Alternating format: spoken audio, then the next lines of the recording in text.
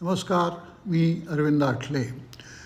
आज आपण मका घालून टमाटो ऑमलेट करणार आहोत. तर थोडे मक्याचे दाणे घेतले, कांदा घेतला आहे बारीक चिरून, अर्धी वाटी बेसन घेतलं आहे, अर्धी वाटी ज्वारीचं पीठ घेतलं आहे, थोडा टमाटो घेतलेला आहे, कोथिंबीर घेतलेला आहे चिरून आणि मिरची बारीक चिरून घेतलेली आहे.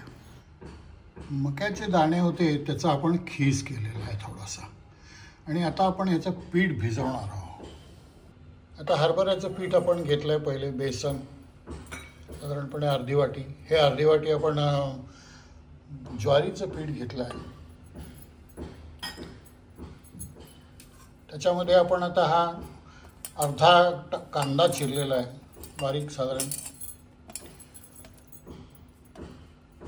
अर्धा टोमॅटो चिरलेला आहे,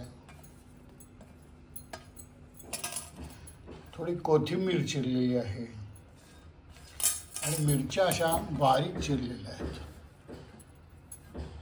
हे सगळं एकत्र करणार आपण.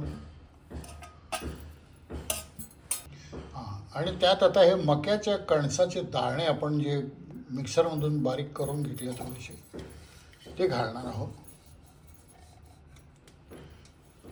मिरच्या घातलेल्या आहेत त्यामुळे थोडंसं चवीला आपण त्यात मीठ घालणार आहोत. तिखटाची काही आवश्यकता नाही.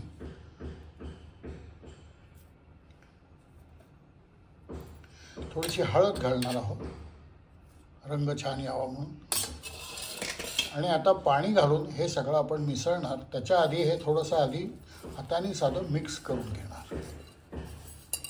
आता आपण मिक्स केलेलं आहे हाताने पहिले, आणि आता त्यात पाणी घालतो आहोत थोडं थोडं.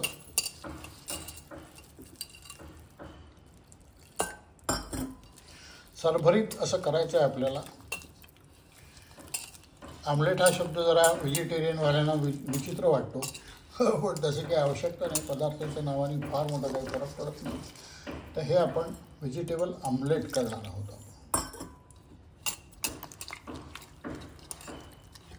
हे आता सरभरीत आपण छान पीठ तयार केलं मिसळून. आता ही अशी कन्सिस्टन्सी आपण तयार केली. आता हे पॅन आपण तापवत ठेवलेलं आहे. आता तापलेलं आहे, याच्यावर तेल घालणार आपण.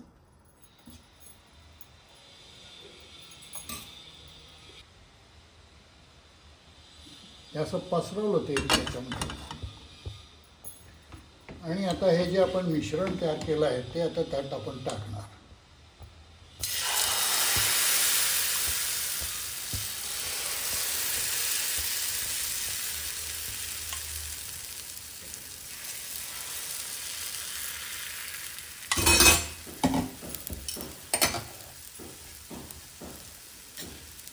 आणि वर एक थोडंसं आपण तेल टाकणार. ते छान शिजलं गेलं पाहिजे तेलामध्ये.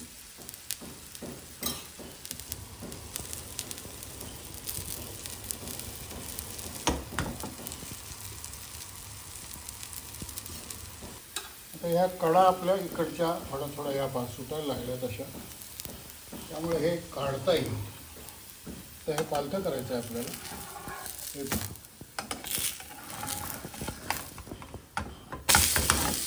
अतिशय सुंदर असं हे तयार झालं आहे. आणि मका त्यात घातला आहे आपण. मक्याची एक छान चव त्याला येणार आहे. खालून सगळीकडून व्यवस्थित भाजलं गेलं पाहिजे याची आपण काळजी घेऊया. फिरवायचा थोडंसं ते पॅन आपला. आणि आता गॅस आपण बारीक केलेला आहे.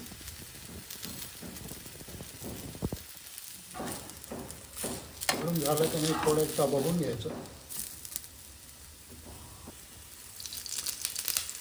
खाली चांगलं अजूनही भाजलं नाही गेलेलं. एकदा आपण उलटून बघितलं.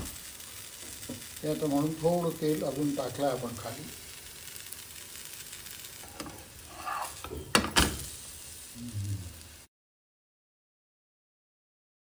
आता हे भाजलं आहे आपण, पूर्ण व्यवस्थित झालं. हे आता काढून ठेवतो आपण. आपलं तयार पूर्ण आहे.